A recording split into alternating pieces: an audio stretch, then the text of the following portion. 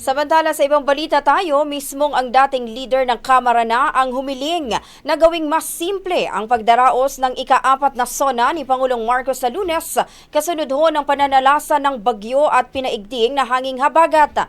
Nais ho ng dating speaker na manatili ang decorum at formal protocols ngunit ititigil ang engranding fashion show sa red carpet. May report si Brigada Haji Caaminio, ibrigada mo! Brigada!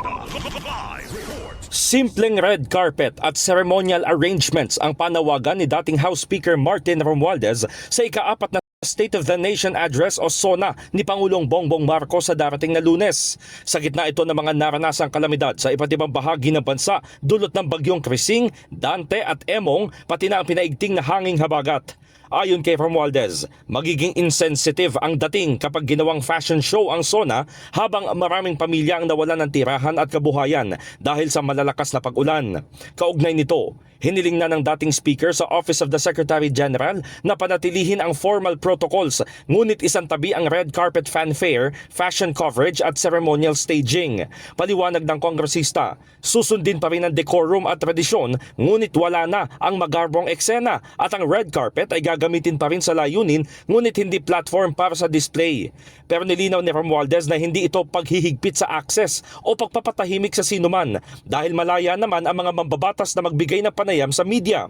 Kailangan lamang umanong maging responsive at nakatutok sa tunay na kahulugan ng pagbubukas ng 20th Congress at ito ay ang pagtatrabaho ng seryoso at may kababaang loob. Sa pulong balitaan naman ngayong araw, iginiit ni Iloilo 1st District Representative Janet Garin na pati yung mga kagamitan at food menu para sa mga bisita ay planong gawing simple. Ang direktiba ni Speaker, hindi na nga masyadong napag-uusapan yung dapat ganito yung pagkain, dapat ganito yung mga inumin. It was simply like, alam mo, yung snacks na nandiyan dyan lang kasi syempre buong araw ando doon yung mga tao. Pero ando doon yung panawagan niya na why don't we all set an example? Wag na yung mapipilitan yung iba na talagang magpabongga-bongga dahil nga, alam mo yon peer pressure.